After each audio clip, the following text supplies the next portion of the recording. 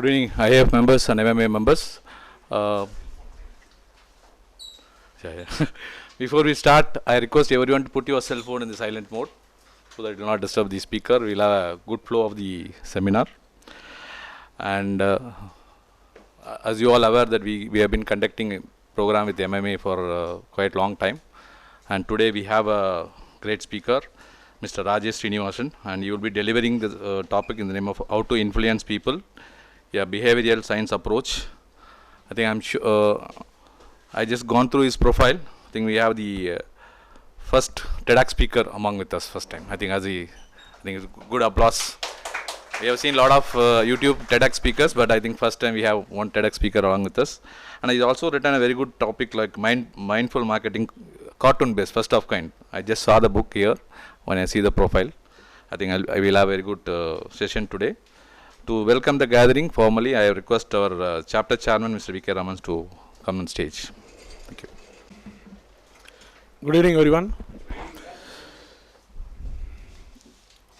On behalf of IAF Chennai chapter, I welcome the IAF members and the MMA members for this wonderful program. So today the topic is very different. I also welcome Mr. Rajesh Srinivasan, brand strategist and author, who is going to talk about how to influence people, a behavioral science approach. So this is very, very different topic, which is also the need of the hour.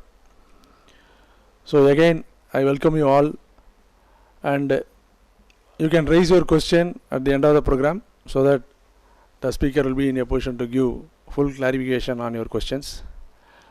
Once again, welcome you all. Thank you very much. See, I have just given a few glimpses about the speaker. To introduce the speaker formally to the audience, I now request our SR Secretary, Mr. Palnimurugan sir, to come to stage. Good evening. It's a great pleasure and honor to introduce the today's speaker, Mr. Rajesh Srinivasan. He's a modern marketing strategist, 2x author and a TEDx speaker. And he is the author of two books, that is Growth Nuggets and Marketing Success Formula. He is a sought after keynote speaker and trainer. Rajesh has delivered more than 150 speeches, workshops and mastermind sessions in the last 5 years, and he's positively impacted more than 4,500 plus industry leaders. As a marketing strategy consultant, Rajesh works with the CEOs and business heads of the startups and fast growing companies and support them in their go-to-market and brand positioning and growth strategy. Mr. Rajesh helps organizations take crucial decisions in innovation, new product development, creative content development and media strategy. His speeches are featured on business books like Business Today, The Week, India Today and the Business Standard. And Mr. Rajesh has been frequently invited to deliver keynote speaking sessions in various industry conferences like ITC Limited Regional Conference, Managers Conference, World Marketing Congress 2019, Economic Times Marketing Leaders Summit 2020, Bangladesh Brand Summit 2020 and 21, Reality Plus Virtual Digital Marketing Summit, Entrepreneur India B2B Marketing Strategies, Kuwait Entrepreneurs Forum, Startup Lanes Weekly Founders Meet. And he is also appointed as the jury board member for Economic Times Tech Marketers Award for the years 2020 and 21, and for the Reality Plus Top 50 Marketing Minds Awards 2021. Rajesh Srinivasan, he has extensive industry experience of over 18 years in consumer-facing businesses like real estate, FMCG, direct-to-consumer, education, retail, hospitality, consulting, media and advertising industry. He is an alumnus of IIM Lucknow, and he is a executive education program, and he was the batch topper of IIM Lucknow. I now welcome Mr. Rajesh Srinivasan to give his speech. Please welcome. That was a long introduction. Thank you for patiently listening that. It was all about me. I truly appreciate your patience.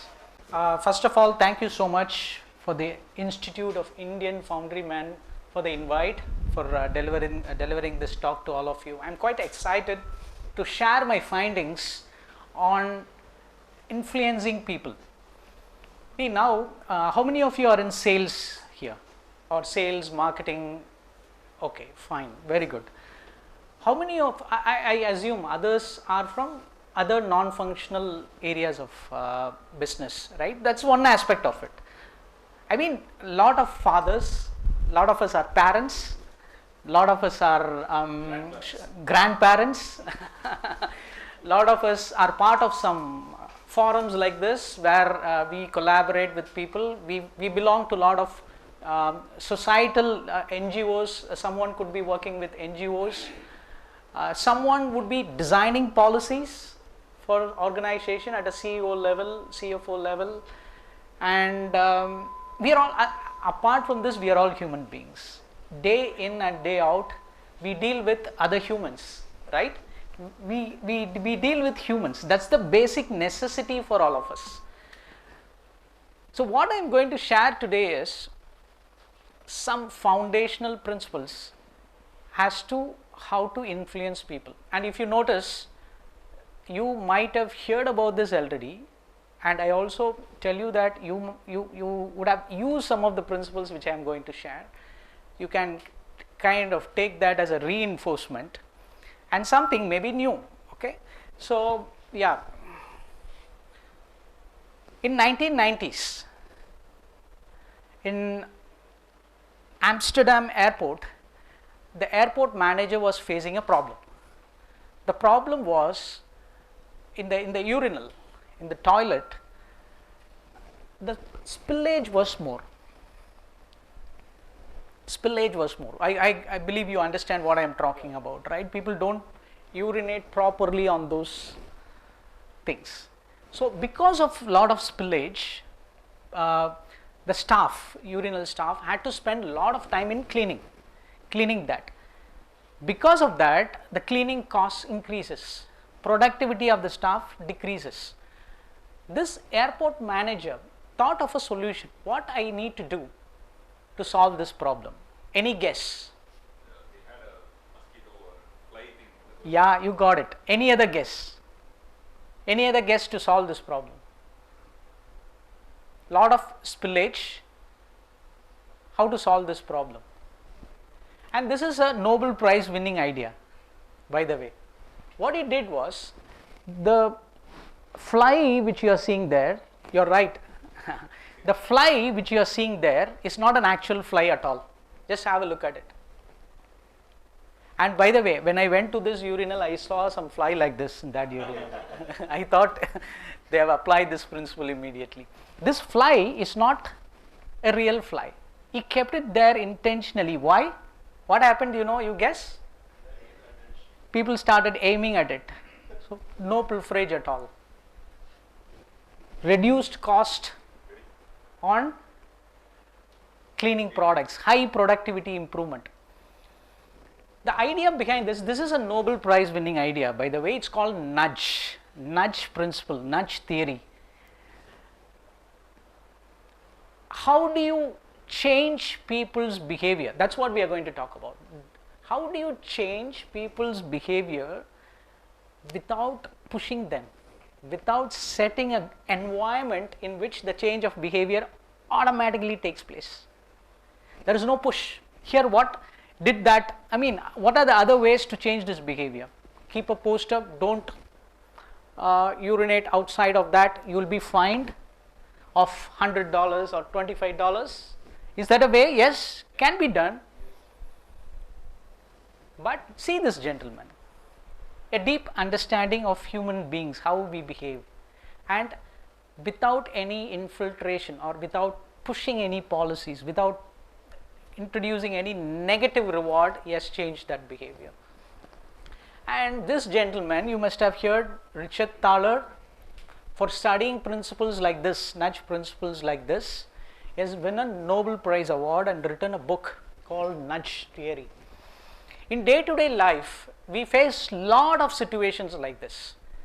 I mean, it could be any policy decision or even inside an organization, designing. We are very, very clear. Some example could be how to make people come on time to office. Is that a real challenge? How to reduce wastage in the canteen, how to reduce costs. These are all common challenges, but what people don't realize is these challenges are highly linked with humans, and humans are a bit complicated creatures. We are all complicated creatures, right? You agree with me? And when I say complicated creature, what I literally mean by that is, I say something to you, I project something to you in some way, but I act differently, right? I project myself. In general, humans project themselves as so rational, but human beings are not rational. We are irrational sometimes, unless we become conscious of it. So that's what we are going to discuss. We are going to discuss today. How to design an environment in which the change of behavior which you expect happens without any push. It's called choice architecture. Richard Thaler asks people, like leaders like you, irrespective of your job, you could be a CEO, CFO, CMO, sales officer, father, mother, restaurant owner. Think like a choice architect. Choice architect. Day in and day out, what we are doing? We are enabling decisions, right? What we are doing? Enabling decisions. Somehow or other, take group meetings, right? So that's what we are going to discuss. Is that interesting to all of you? Yes. Yeah? Yes. Good. Let's see this video. See this case, you will realize what I'm sharing before I talk about it. Just let's wait for it. So that's what we are going to discuss today, and we can even explore. You just keep this in mind. If you face any problem, it could be any challenge in your home setting, even in your office setting. Think about that problem from a behavioral standpoint. We can even pick up 1 or 2 cases and discuss about it as we move forward in the class. Okay, is that fine? Due to the lack of time, I am not able to understand each and every one of you is sitting here.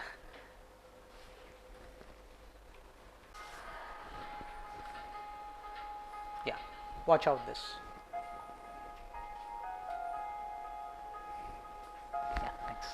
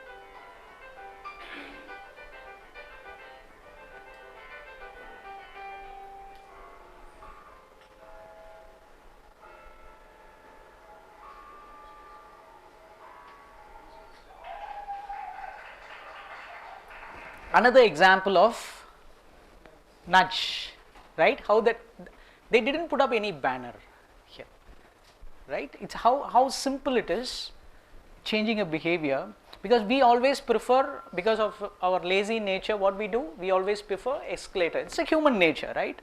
So how to change the behavior? Make the other habit as fun, more engaging, alternate habit. That's what they did. It worked.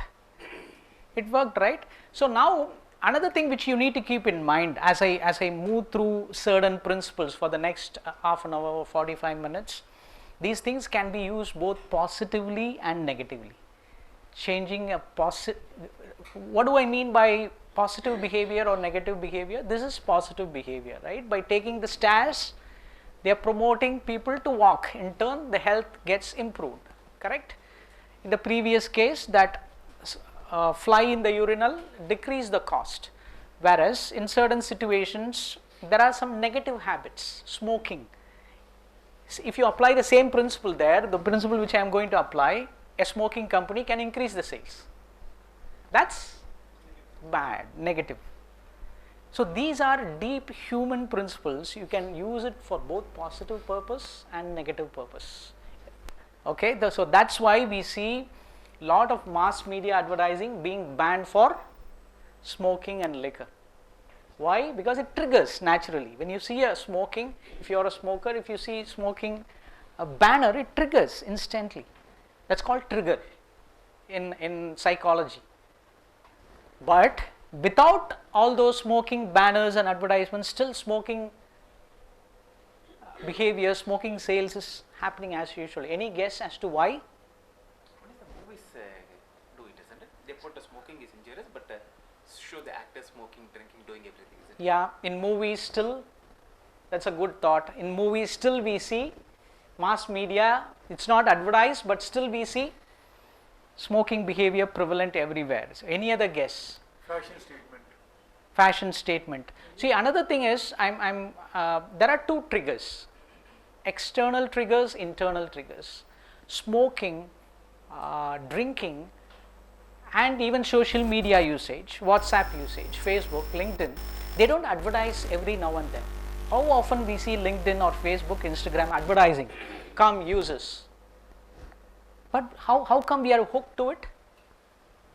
Because of internal trigger. We always crave for something. That's a human nature. And all these social media companies,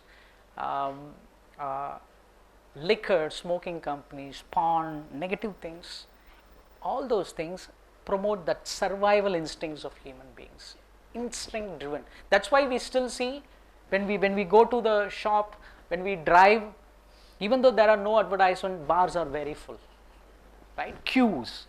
So I always think about, it's very hard to sell life insurance, but it's very easy to sell liquor. No advertisement needed at all.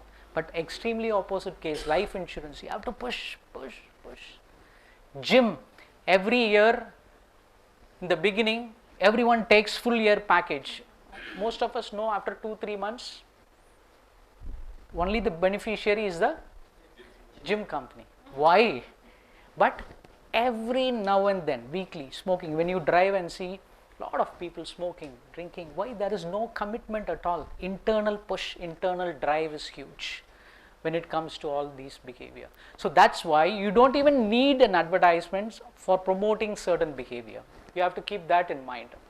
That's why I wanted to share that. We have seen this. Yeah.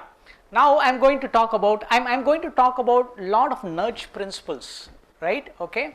So when you see this, you go to some websites where you have to choose some packages, right? Let's assume every day we do it. Now they have highlighted the center one. Okay, the center one is highlighted. You will obviously choose, I mean, if 100 people visit this website, almost 85-90% you can close your eyes and say that people will choose this, right?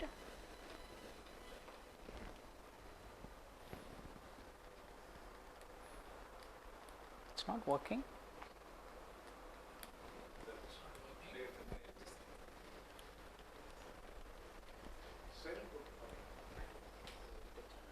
Can you just check this? Yeah, it's working.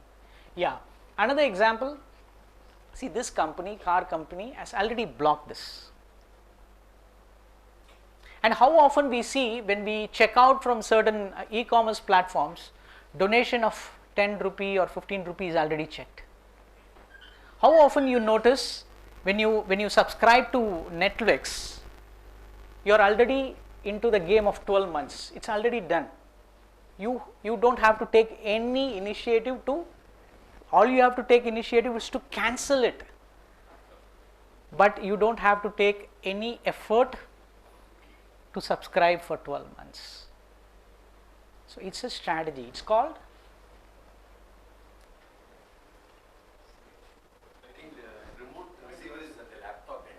You will show here.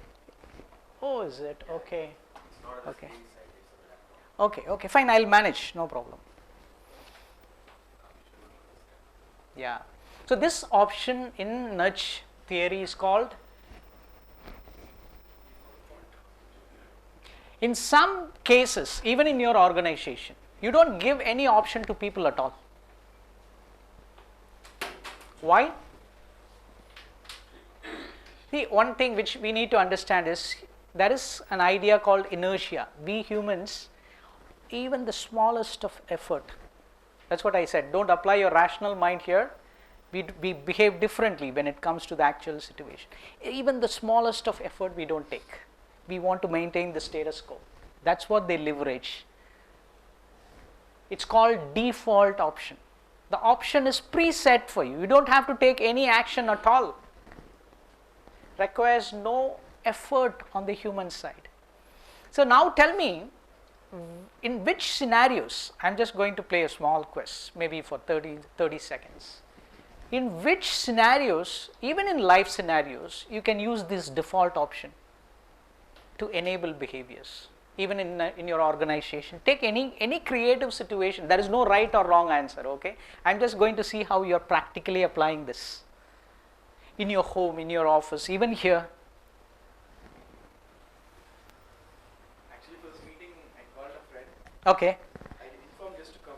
Yeah, can you just stand and share so that everyone can listen? So actually, for this meeting, I was trying to come, and I invited her. I just asked her to come. I didn't ask, are you coming or not? Default option. You have to come. You're coming, that's all. Okay, you're coming, that's all. Okay, default option. Good example. Good example. Let's say now, there's one chair here. Can someone, come and sit here?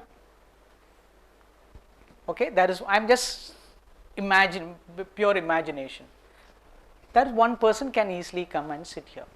If there are 3 chairs, if I put 3 chairs, I am again increasing the choice. What happens? Lot of thinking has to go down beyond that. So default option is nothing but, like this gentleman told her, you are coming.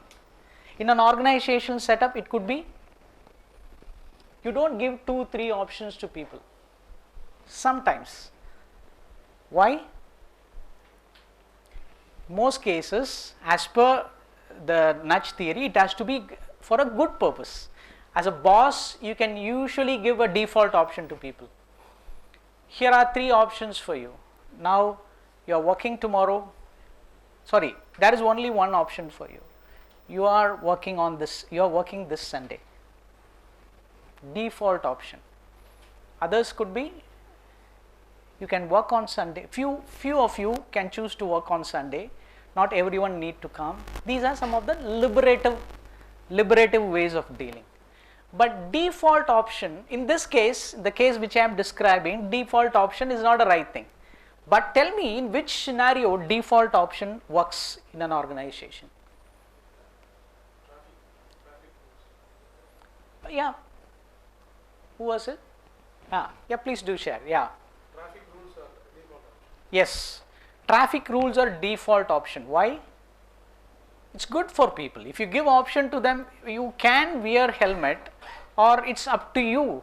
What happens? Get it? For a lot of reasons, default options are good when you keep people's welfare in mind. So this nudge theory, they call it as liberative patternism. I will introduce that word to you. What is that? Now see this, we are moving into different segment.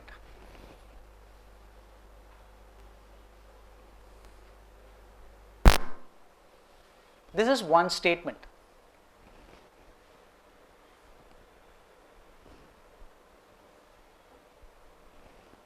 two statements. I am going to replay the first statement. The chance of you dying within 1 month is 10%. The odds of survival 1 month after surgery is 90%. Both are same. Which one looks promising? This one or this? Right? This is called?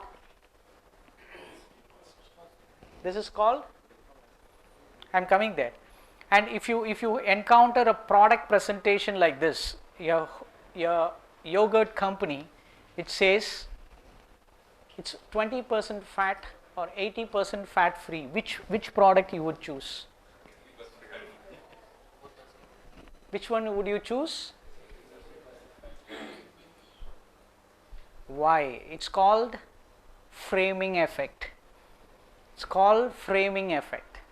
How do you present the information or idea is very, very important, even to your kid, right? Who has kids here? Every one of us. Yeah, can you just share? Take a scenario in your home, think about it, where you have to inform your son. Maybe it could be don't watch Netflix or anything which is negative, or leave the clue to all of you, not just him. How do you frame it in a way he accepts it? Even to your wife. Think, come on, let's take a minute. Instead of preaching to them, it's better to always give a storyline, say that, in so-and-so household this happened. So influencing their mind in a subtle way. Good thought. My request to you is, why don't you take a scenario and come up with an exact framing statement? You play mobile from 7 to 8 or 6 to 7, which indirectly means that you have to study for the next 4 hours. Okay. Play mobile from 7 to 8 p.m., which indirectly means after that you have to study. 6 to 7. Good try. Very good try. Another one. There's a school. From tomorrow we are going to start the physical exercise for 1 hour. The principal is coming to the audience and is going to request the students to come to the physical exercise. He has got two options. Yeah. The first option, he says, 80% of the people are benefited by doing physical exercise. Okay, good. The other could be 20% people feel tired after doing this exercise. Wonderful. Good example, right? Very good example. Very good way of framing. Very good framing. Yeah, he has applied it in a real situation, in a real use case. Any other try? Any other guess? Even a small statement like this, right? When we interact with our wife, how do we frame it? Right? Most of the problems, even in my home, I'll share something. Most of the, anger, frustration arises because of only one problem. Not just because either I am communicating it right or my wife communicating right or wrong. Sometimes we communicate not in a right way. My wife used to tell me, நீங்க சொல்றதெல்லாம் right தான், but நீங்க ஏன் இப்படி சொல்லிருக்க கூடாது? Can I take your 1 minute? Yeah. In the same place, come here, have a look at this. I just drew this at 4 o'clock. Okay. For my wife, she's in Mumbai. I said, hey, it's yummy, great cook. Wonderful. What is the reply I'm getting? Yes, cool cook and beautiful partner. Yes, good. What I am saying is, good. How do you frame things? Yeah, how do we frame things? Really matter. Be conscious about how we are communicating things at every place. Even in your office. I will immediately share with you a solution for this, which I was working with a therapist when I was communicating very poorly, very badly with people. I started realizing that I am not communicating properly. I worked with a therapist where she said, don't jump into any conclusions, become curious, ask questions. Don't offer any advice. When we want to change a behavior in another person, what we would do immediately? Getting into the advice mode. Right? You are getting me? Getting into the advice mode. Do any one of you like advice? No one likes advice. But we end up doing that because of pure, for our own purpose we do that. On the other side, people don't listen. So when we become curious, ask questions, frame it properly, people naturally tend towards come to us. Like this gentleman who appreciated his wife yesterday by drawing a picture and sending it to her. Your food was good. Rewarding, reinforcing the behavior. It means framing is very, very critical. The framing effect. These are all behavioral science principles. Okay, it's prevalent. You can even deep dive on it. Available in public domain. I've just put together everything for this session, for this purpose. May I take this? Yeah, please. Yeah, it's called framing effect. Any brand examples you could think of, the brand which frames situation, you can see. Go and observe. Lot of advertisements are framed to hook you, right? जो अपने पति को प्यार करता है वो Prestige खरीदता है. Okay. Yeah. Sir, one typical example is Yeah. the Raita jewelry advertisement, Correct. where the influence is the matter.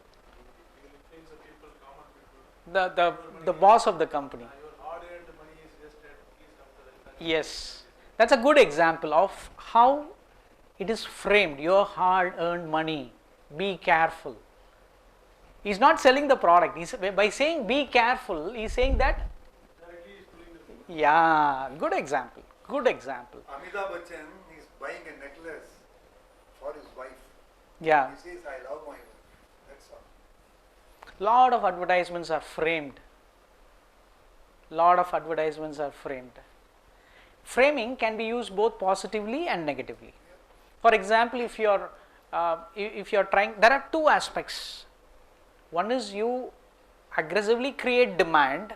In some cases, you have to reduce demand. Like in the case of smoking, what we have to do is we have to advertise to reduce the demand. Correct? That's what we see ads before the movie starts. What essentially they try to do? They demarket. It's called demarketing. Even we have to frame it for demarket also, to reduce the behavior, to get rid of the behavior. If you go and tell someone, maybe your friend, don't smoke, that's not a right way, right? Don't smoke. Why should he listen? Maybe what could be the right way to tell your friend not to smoke? Any guesses? Smoke causes cancer.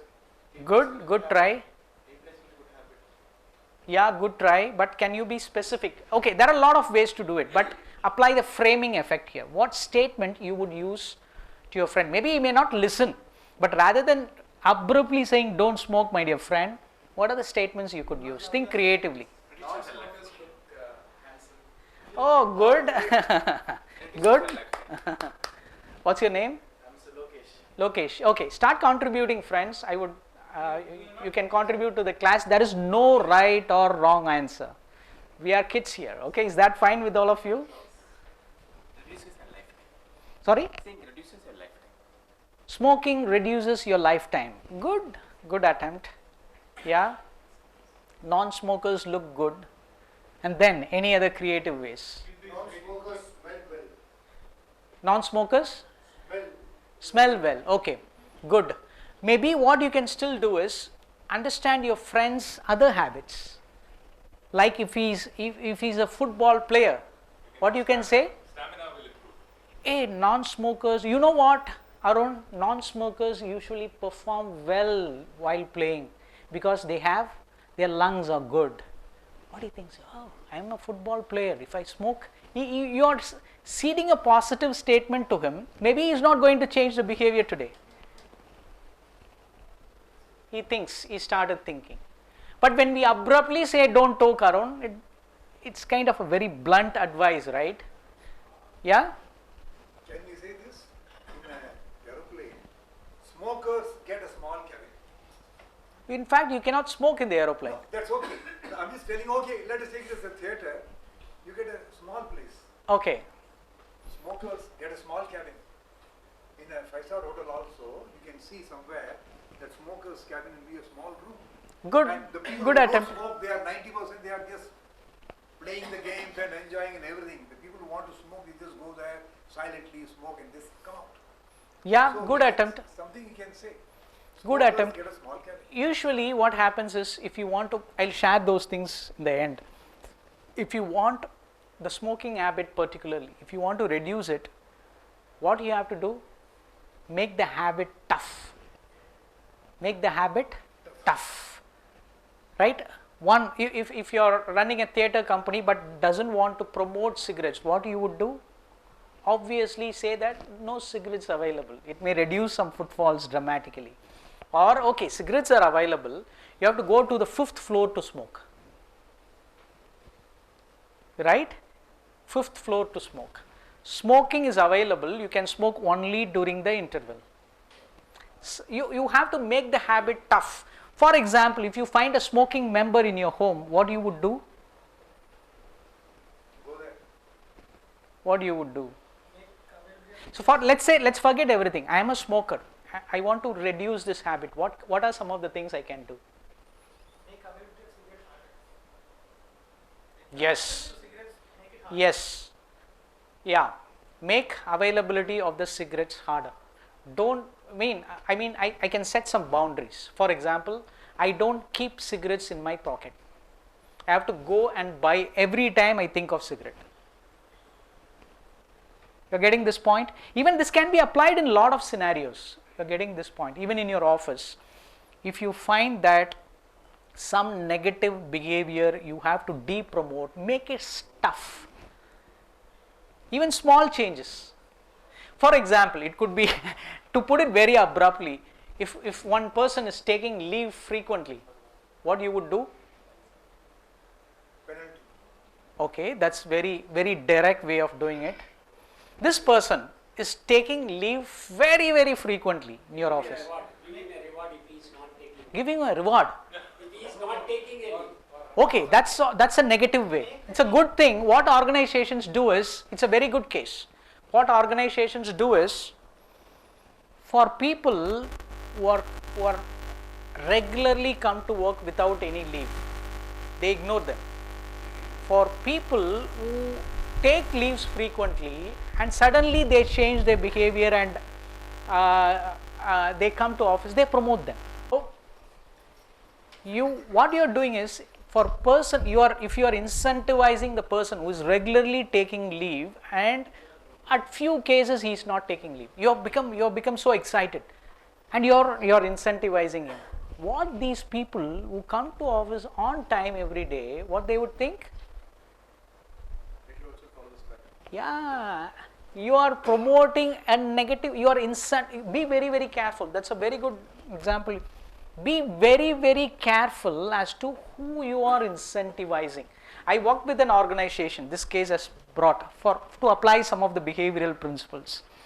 These organizations, the office time it's a very, very simple, straightforward case. 9:30 is the office time. Every people come, almost 80% of the people come to office by 10, 10:05, 10:15. Organization, unfortunately, last 10, 15 years, they have adopted this as a culture. But suddenly they wanted to change this, right? But 80% people, but still 15, 20 percentage people religiously come to office by 9:30. The organization introduced like penalizing this 80% of the people. It didn't work. Some people still come on, they cannot remove them from the position because these are long-term employees, some kind of bureaucracy. But what we started doing is, we started promoting this 10 to 15% people who religiously come to office on time. We took the photo of them, we called everyone in front of them, rewarded them, told them that you are doing well. Even during yearly promotion or even incremental, we included office on time as a criteria, because see, coming on time is a crucial leadership nature, right? So if you promote the people who are not coming on time, you are in fact telling these people, sending a negative message to them. So it's always nice to, when you incentivize people, incentivize the small segment which is doing really, really well. Just because 80% of the people are doing, don't try to create policies for them. In fact, what you need to, in fact, what happens, I'll tell you, if you blow this, see, that is a natural principle. I'll share this natural principle to all of you. What you feed grows. What you starve dies. Make a note of it. Think about it. In nature, if whatever you feed, it grows. Whatever you starve, it dies. It applies in organizational culture also. If you constantly talk about lot of people are not coming on time, lot of people are not coming on time in meetings, emails, the small segment of people who are coming on time, they start thinking that no one is coming to office on time. They start switching the behavior. If you feed this behavior, see this 20% of people coming on time, lot of people, you blow up this, these people started thinking, oh, am I the only person who is making this mistake? You are getting my point. See, these are some psychological principles which you can apply. So let's jump on to the next one. See, now let's see, there are 2 social media posts. This post has only 4 likes. This post has, by the way, his name is Ankur Wariko. Some of you must be following him.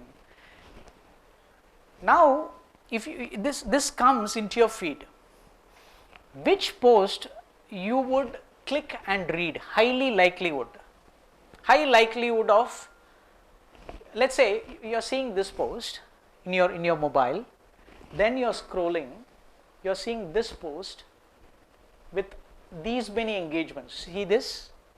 Which post, if I ask you, someone may tell, but I'll give you the answer right away. Most of the humans tend to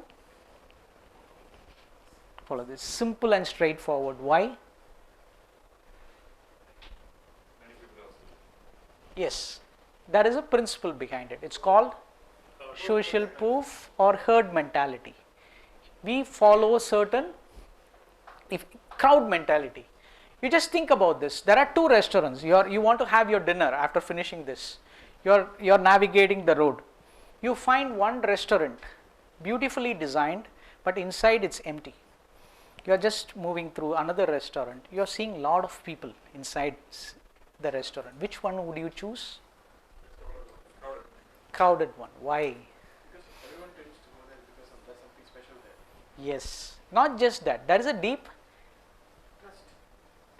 I mean, because a lot of people have trusted that, you naturally are drawn towards that. Validation, social validation, good thought. It's called, in behavioral science, this is called social proof. For example, this my intro, if you notice, my intro had a lot of company names. This person is a TEDx speaker. This person is IIM Lucknow. This person is consulted some companies like Bank of Baroda, ITC. This person has been featured in Business Week. All these are proofs. All these are proofs which the marketer in me has seeded in that, just to ensure that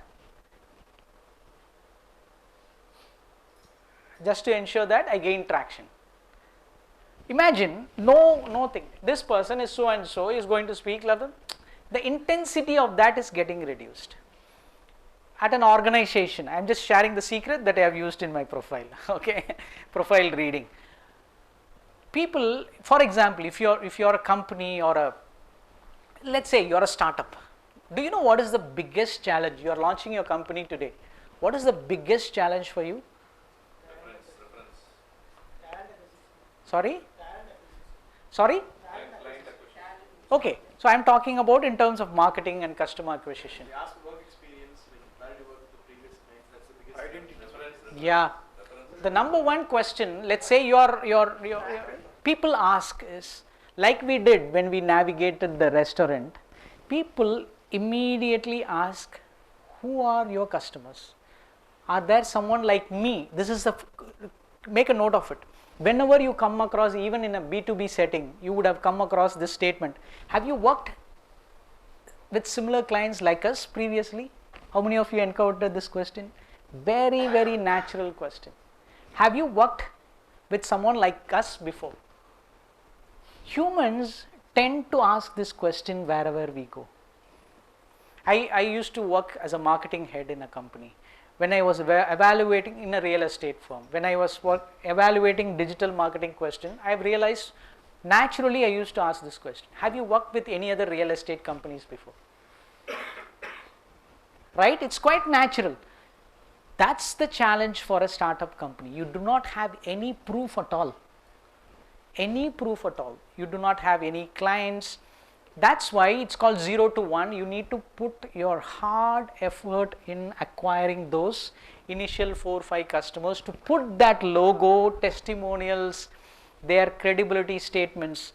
If you include that in your website communication, then you gain traction for your business.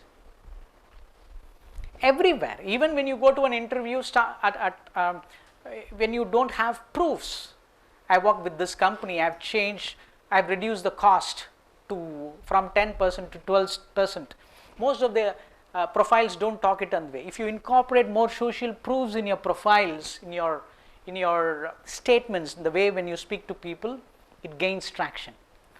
Try to include brands. See, now all this I am Lucknow, even when you notice recruiters we fight hard when there are a lot of conversation which happens.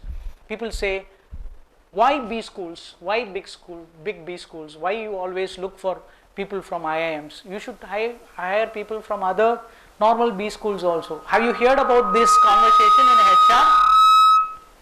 In HR world or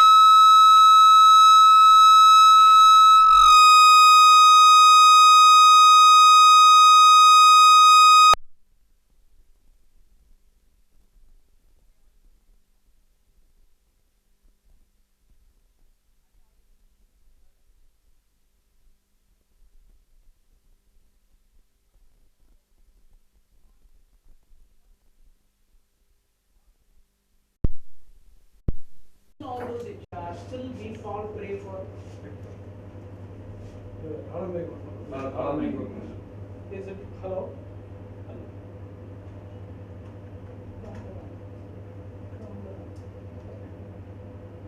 Hello?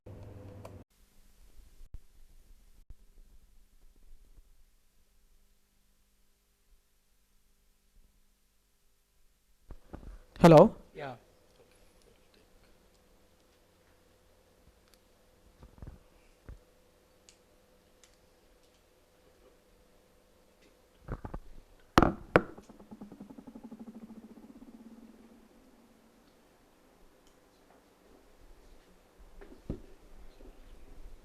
We human beings, even organizations, we fall prey for big brands.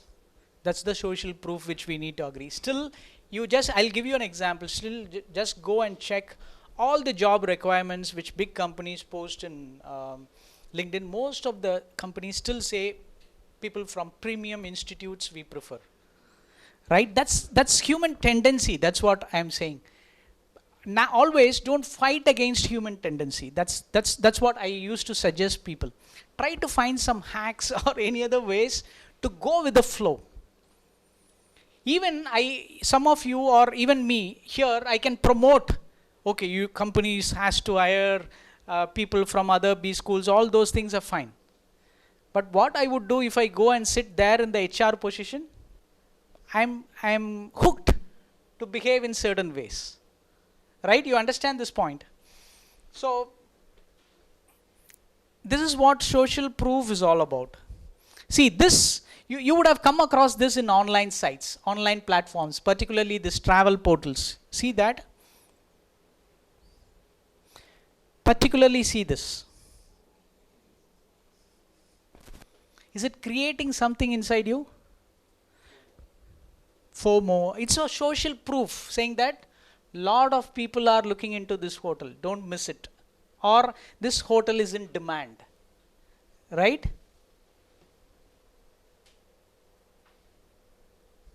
This is the principle. This is a funny one. What happens if you blindly follow the social proof, herd mentality? But this is a concept. At a conceptual level, understand this. From a behavioral principle level. See, we have certain social norms. We are not even aware of it as humans, right? Look for social norms. Try to follow it. Okay, here is another trivia for you. Which one is highly attractive and which one most people would choose? The answer is quite obvious, but I still want to know. Why? You feel you are getting a good, right? This is called anchoring effect. And whenever, even in negotiations, big negotiations, or when you are presenting your offering to a group of CEOs, let's say, the initial price which you set creates an anchor in their mind.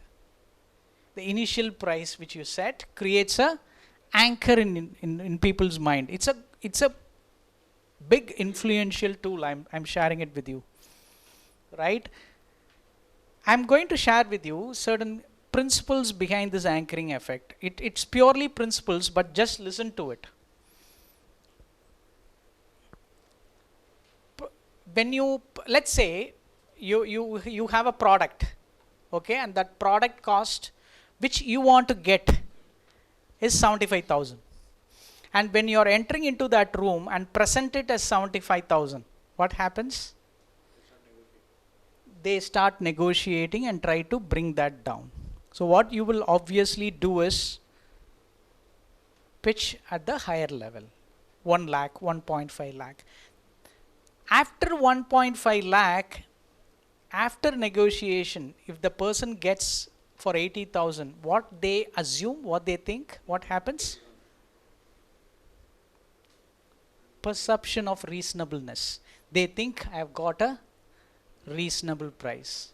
But if you are presented right away 75,000 rupees and don't negotiate, they feel it's unreasonable. See, it's all mind game. It's all mind game, and it happens. It works in that way. If you present 1.5 lakhs and give it 75, they will think this guy is trying to rip you off. Yeah, correct. That's also true. I agree.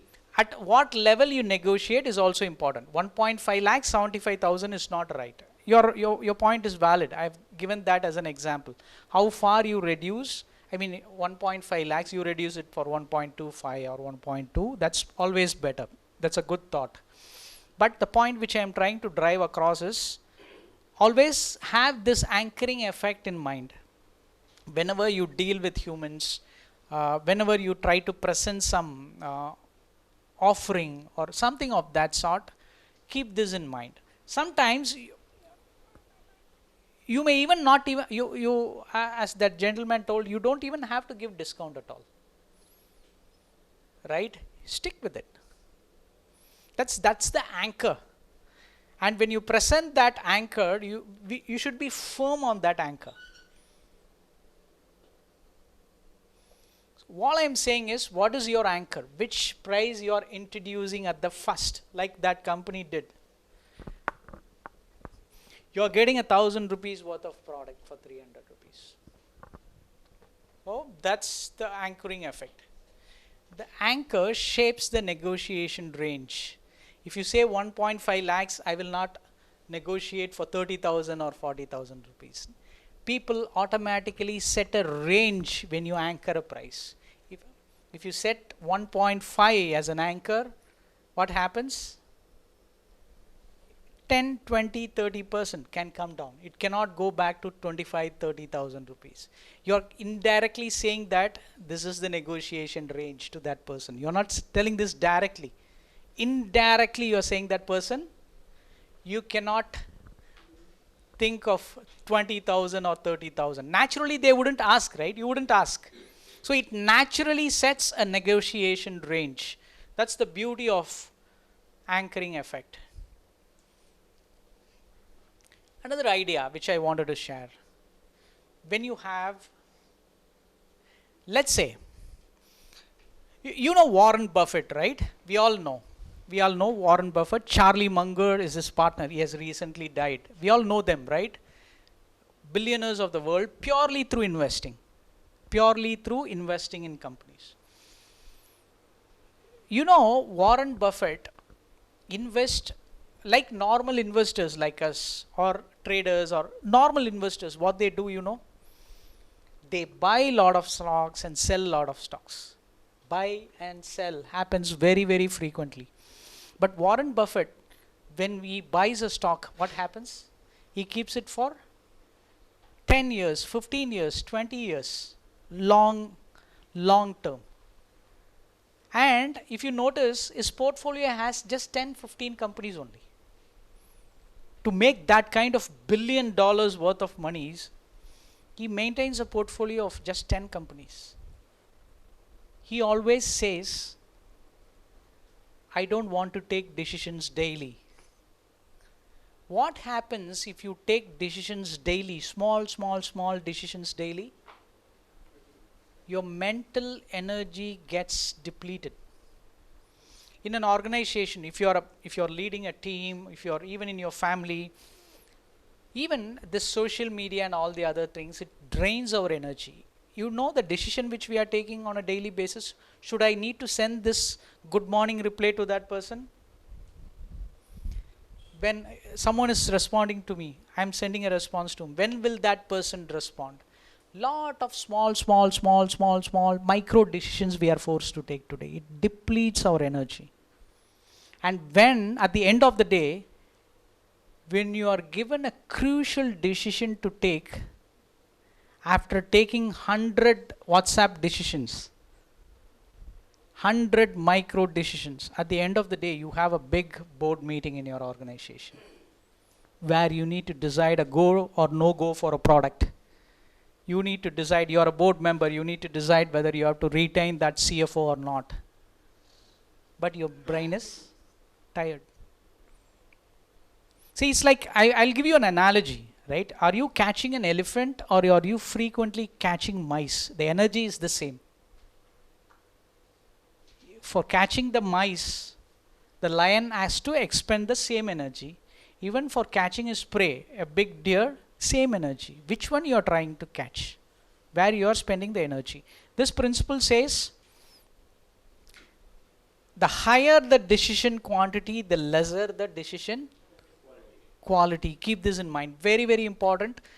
When you are trying to address a situation or anything of that sort, think about, what is the quality of this decision? Is it affecting my life? Or is it just a decision whether to send a WhatsApp reply to, I'm just given WhatsApp as a small thing, but it disturbs, right? We have to take lot of small decision. It interrupts. I've made a post on LinkedIn. Go and check that periodically. It's a decision. It drains our energy. When it comes to enabling others to take right decision, what do you have to do? Don't give a lot of options to them. Reduce everything so that they are in flow. And what happens is when you sell, for example, if you're into sales, marketing, or even at your home, when you force someone to take a lot of decisions, eventually they ignore all your decisions. They don't take it properly. Right?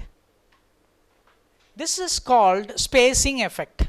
Psychologists, for example, what we do in schools and colleges, how many of you studied all throughout the year and entered the exam halls? Or how many of you studied like me, students like me, who studied only before night, crammed all the subjects, went and wrote? Lot of us. Most of the people. Yeah, thanks for joining the club. Similar things happen. Even in our day-to-day life. In meetings, just because the meeting time is half an hour, you push all the things inside the meeting. Push all the things. We have to discuss 10, 15, 20 agenda. Let's complete it because we have very limited time. Complete it. What happens? no information is retained, no effectiveness happens. No info. If you want, psychologists say, if you want someone to remember things, don't say 100 things. Give space. At this point of time, seed one thought. After tomorrow, day after tomorrow, seed another thought. Another 2-3 days, seed another thought. It means even if you study, I have later realized the subject which I remember even till now, I have used the spacing effect. I have not crammed. Cramming, have you heard about the term cramming? You do everything in one shot. Cramming affects, often you can see cramming happens inside meetings also. Even when a team lead communicates to the staff, sometimes even staff communicates. Cramming, just because I have 5 minutes of my boss's time, I cram him with all the information which I have. Eventually, when I walk out, I wouldn't achieve anything at all. Right? Spacing effect is the opposite of cramming. It means you space it out. You decide when you are meeting your client, when you are entering into, if you are conducting a meeting, don't cram the people inside the meeting, because they don't retain anything at all if you cram 20-30 information. That's, for example, you have a product presentation with your clients and you started presenting, we have 25 products, these product, that, do's, that. You cram everything you have because you have limited time. How many of us do this? Because we have limited time with a client who has given an appointment, I present left, right and center all my offerings to him. He will not retain anything. Right? Spacing effect. Anyway, I'm going to share these slides with all of you, with the teams. You can make use of this. And finally, I'm going to share this with you. We can, how much time we have? Okay, it's 8:15. Just take 5 minutes time before we open the floor for any inputs or ideas. B.J. Fogg is a Stanford University behavioral science researcher. To change behavior, he has introduced this model called ability chain. It's simple. Don't worry about the complexity of this. It says, if you want change behavior, make the action part of it very, very simple. I'll give you an example. Today, I have decided to go to a gym from tomorrow. Right? Gym tomorrow. What are the probable things? Just imagine, what are the probable things which make this new behavior not happen? Any guess? Very good. I do not have time to go to gym. Good. Gym is too far from my home. Then I need to wake up early. It's not in my routine. That gym, cost of that gym membership is too high. Then, any guess? Motivation. Yes, true. Even though you have motivation, still we do not do a lot of things. Why? It addresses, this component addresses that. Yes, we all think that motivation is important to behavioral change. But how often we are motivated but still don't adopt that behavior? Why? Because you do not have time, you do not have money, physical effort, I need to travel a lot to reach that gym, mental effort, there are 10 gyms in my area, I do not know which gym to choose, routine.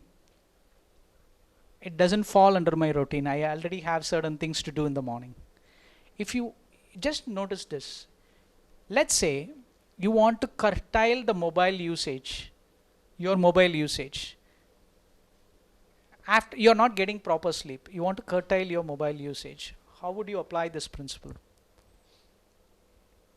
It's reverse. What I'm saying is, you make that physical effort hard. Don't keep your mobile in the hall when you enter into your bedroom.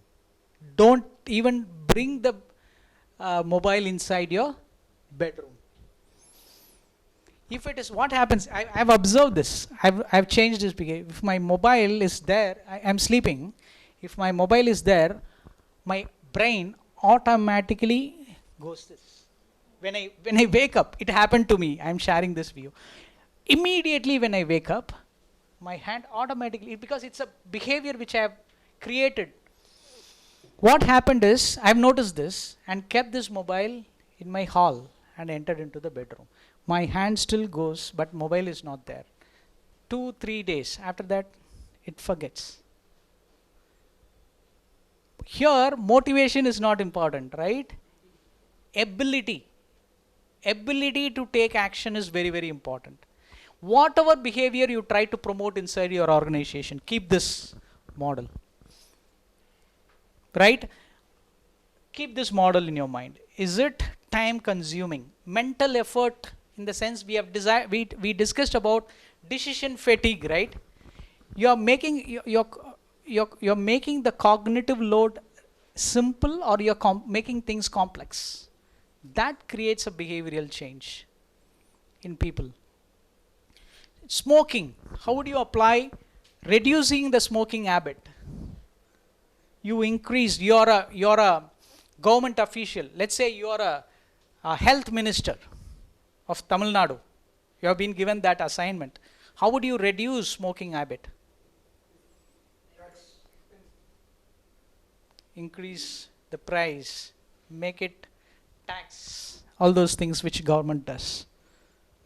This, think about it. Physical effort, don't make it available everywhere, like we discussed. Mental effort. It means, even we see in the smoking packs, almost 80% is covered by smoking is injurious to health. When someone is focusing there, remind them. Routine. Think about it. Smokers have a routine, because I've smoked, that's why I'm saying. I was smoking for 10 years. From 2013, I've stopped smoking. I'm sober for last 10 years. So think about this framework. This is the final takeaway which I wanted to give. What are the aspects? Even you can use it to change your own behavior.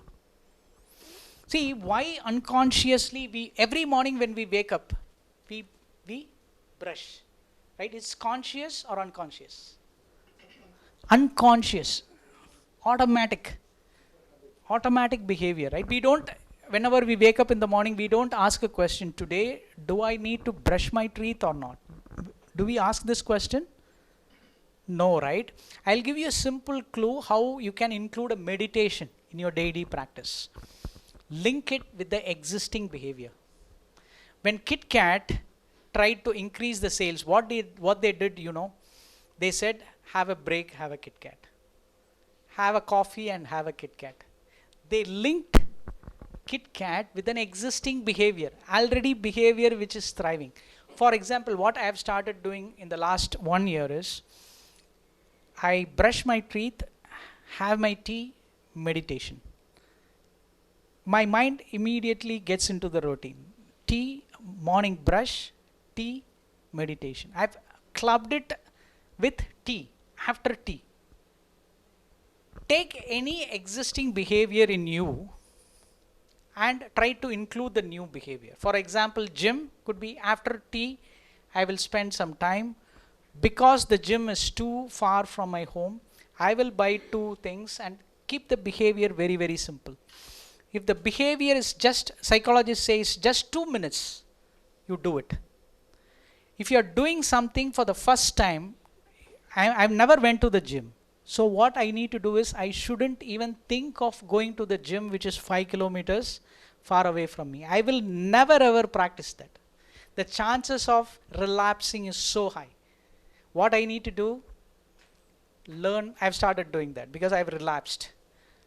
Learn 3 yoga techniques that can be done in less than 7 minutes time.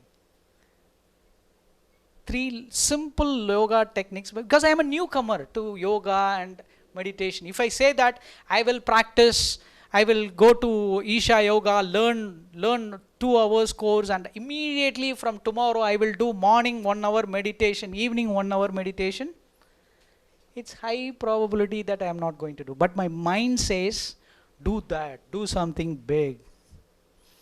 Keep the behavior particularly, then reward. For example, what I did, three exercise, breathing, some stretches. I've started doing it for 10 days, 15 days. I've started rewarding myself. Hey, come on, you're doing it. 10, 15 days, yes, good. Then add one more small, another behavior, another yoga technique.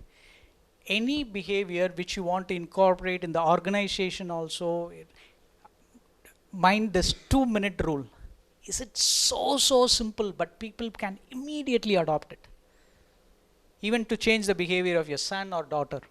Another simple rule is, if you want to hide certain things, for example, nudge theory, I'm closing off with this. If you want to promote something, healthy eating habit in your family, keep the salience behavior, which I forgot it. What it says is, whatever is highly visible in the environment, we pick it up. Right? Salience, S-A-L-I. I mean, it's whichever is highly visible, we pick it up. I'll give you an example. You want your son to eat more fruits, not chocolates. What you do is, in your fridge, when you open, chocolates are invisible. It's there somewhere inside. Your son has to search for it. It's not visible at all. But grapes, oranges, and everything is, you keep it in it, wherever he goes, wherever it's highly visible. Even for you. Right? And your to-do notes, if you want to do something, make it visible somewhere. Even stick-it notes, the reason why we use stick-it notes is because of the very same reason. Whatever it's very salient in the environment, we immediately notice it. Without even we realizing it, we start eating it sometimes. Even when it comes to stoking, what we have to do, you have to do the opposite. It means make it less salient. Whichever behavior you don't want to do inside the office, inside the environment, don't talk about it frequently. Don't remind about that. Make it less salient. You're getting this point? It's very simple, right? Try to adopt some of these practices. Anyway, I'm sharing these slides with you. Try to adopt. And finally, I'm closing off with this. This is my third book, Mindful Marketing, that I've launched. I wanted to give this book to the president of, chairman of the association, as a token of my appreciation to the organization. You can reach out to me. This is my mobile. I don't carry cards. You can reach out to me in this number. Overall, thank you so much. I think we have completed this on time. Thanks for patiently listening. Thanks for your participation. I thoroughly appreciate it. I thoroughly enjoyed interacting with all of you. If we had more time, we could have taken up a lot of real-time cases of yours. Because marketing industry, sales, when you're in marketing, sales, or even you lead organization, you could, most of the people who are non-sales and marketing professional, they think behavioral science, behavioral principles, all these things are not relevant to them. But I realized, even if you're a father, even if you're a mother, you have to learn behavioral principle to make a positive change in people. To make a positive change in people. So don't ever think that these are relevant only to marketers just because I've used certain examples relevant to marketing. This is highly applicable for all of you who are sitting here. Is that fine with you? Okay, thank you so much. Thanks all of you. You mentioned about negative marketing to avoid a product, and you mentioned about the advertisement that is put start of the film. And also you mentioned about the high tax for cigarettes, so to reduce it. But if you look at it, if you compare the, say, in the 80s or 90s, the tax per cigarette was service what is it? So it is multiple times. But if you look at the consumption of cigarettes, it's even more than that. And the same applies to the ad that is put in the case of the negative ad. So what is mentioned of. So does it mean that it's a failure in the part of what is being done?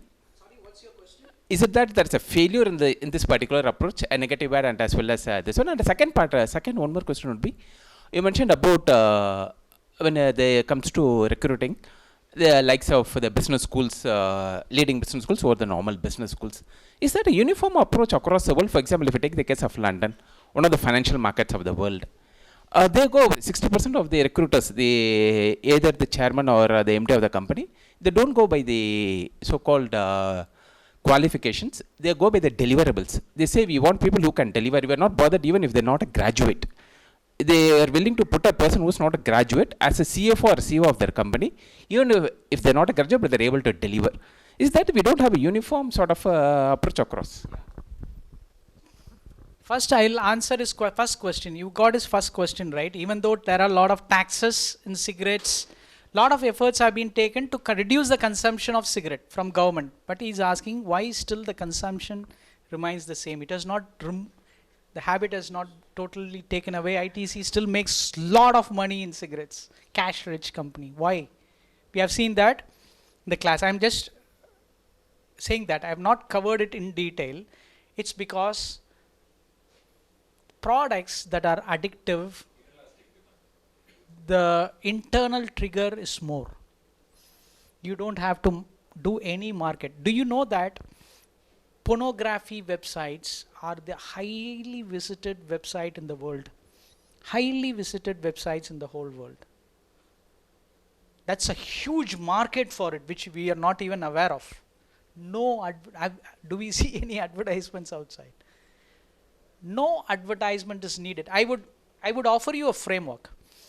See, whenever in an environment, people smoke for a lot of reasons. Stress. Why people smoke? Go and ask a smoker. He says, I'm stressful. I'm angry. Smoking behavior, if you notice, lot of things are inherited. And you don't even need an advertisement for that. Stress thrives in a lot of environment. So that's why even alcohol, even though it kills us, still we go and smoke. Don't just see from marketing angle, see from our own angle as to how many addictive substances. Even social media is an addictive substance. It reduces the mental energy for us, but still we use it. Why? The pull is huge. The pull is huge. Stress. It's all about human nature. So the approach need to be different in this case? Sorry? But the influence approach need to be different to stay away from this particular habit? What is your question? No, you said that there's some approaches being done. One is hiking the taxes, another one would be to putting negative ad. But things are not, you're not achieving the end result.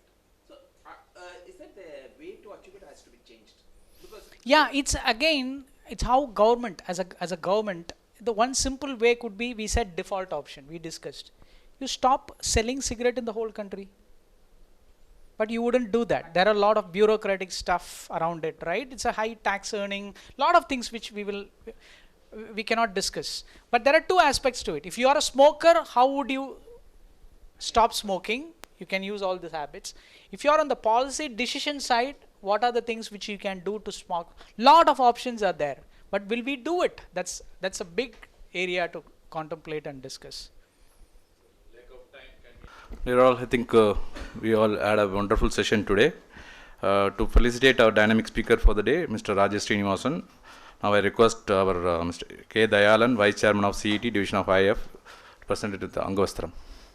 Sir, please go.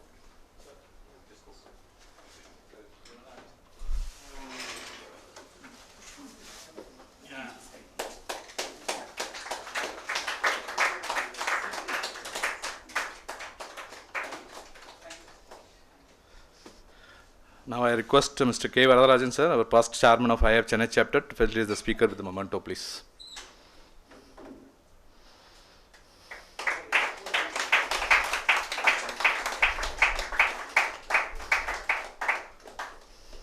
Thank you, sir. Yeah, gentlemen, I think we had a fantastic session, I think as expected. Oh, please. Yeah. Thank you.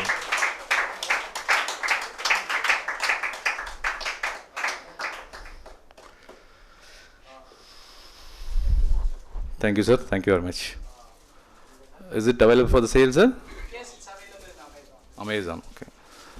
Gentlemen, it's available in Amazon. Please, I think it's the first of kind cartoon book It looks impressive. We must have read a lot of marketing books. I think nothing came in the cartoon based. I think people should try. Yeah. As I mentioned, we got a fantastic session today. I think for me, there is someone start with the urinal picture. It's at a daring. Okay, I'm sure everyone will start looking at fly. When you go back and we start looking at that fly. And I think we have listened a lot of principles. I think we have applied this principle without our knowledge, like anchoring principle, all those things. I think we must have done it in our life. I think we understood the basics inside the nudge principle. I'm sure that we would like to find out the steps with the piano concept for all our problems.